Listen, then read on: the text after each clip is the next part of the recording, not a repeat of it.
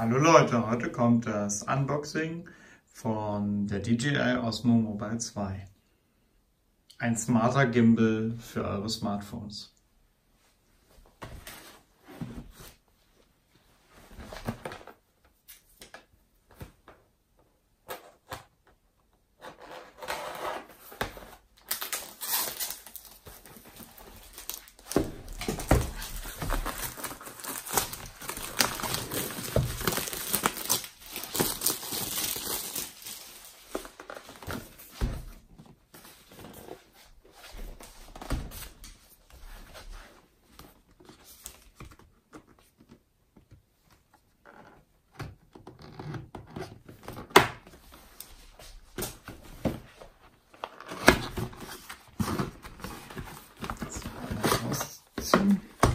Beipackheft, Anleitung. Oh, ein Karton, erinnert irgendwie an die Drohne. So, jetzt gucken wir uns einmal kurz den Inhalt an.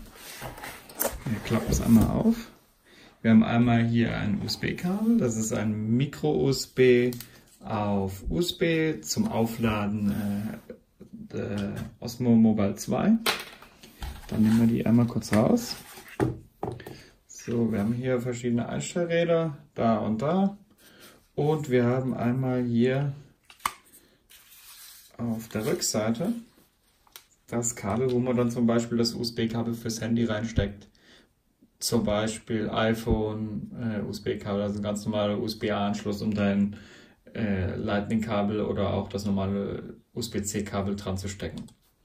So, dann gehen wir wieder nach vorne. Hier ist der Anschluss zum Aufladen vom Gerät. Und hier die Tasten an sich. Hier dann zum Zoom.